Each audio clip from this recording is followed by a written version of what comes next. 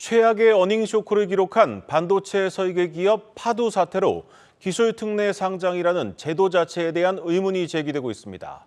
이런 가운데 금융당국이 개선 방안의 하나로 IPO 바로 직전까지 월별 실적을 공개하도록 했습니다. 이 실적 부풀리기를 막자는 겁니다.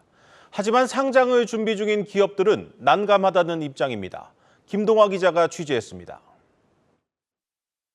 기술특례 상장 기업들은 앞으로 기업 공개를 위한 증권신고서를 제출할 때 직전 월까지의 결산 실적을 추가로 기재해야 합니다. 지금까지 회사들은 상장일 이전까지 나와 있는 분기 실적만 증권신고서에 기재했습니다. 예를 들어 분기보고서 제출일 기준이 분기말 이후 45일 뒤인 만큼 8월 15일 이전에 상장을 하게 되면 2분기 실적을 공개할 필요가 없었습니다. 하지만 지난 8월 상장한 파두가 2분기 실적 악화를 알 수 있었음에도 이를 숨기고 상장한 것이 아니냐는 의혹이 제기되자 금융감독원이 제도 개선에 나섰습니다.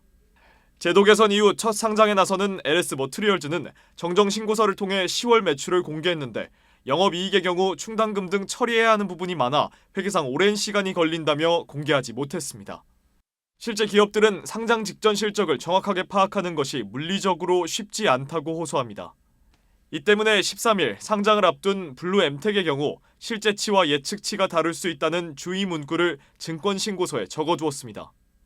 저희가 이게 가결산인데 이거가 정확하지 않지 않냐 얘기를 했고 협의해서 작성했습니다. 하지만 이 같은 주의 문구를 기재하더라도 실제 실적이 예측치와 다를 경우 기업들이 책임을 피할 수 없다는 게 법조계 판단입니다. 자본시장법상 일반 기업은 예측치와 실제 결과가 다를 수 있다는 주의 문구를 적어 넣으면 손해배상 의무가 면책되지만 IPO를 준비하는 기업은 다릅니다.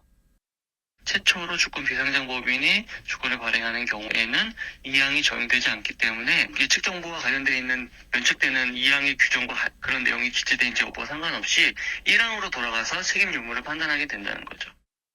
또한 회계감사 이전 정확하지 않은 정보가 공개될 경우 투자자 역시 정보 혼동으로 손해를 볼 수 있는 만큼 제도적인 보완책이 필요해 보입니다. 한국경제TV 김동화입니다.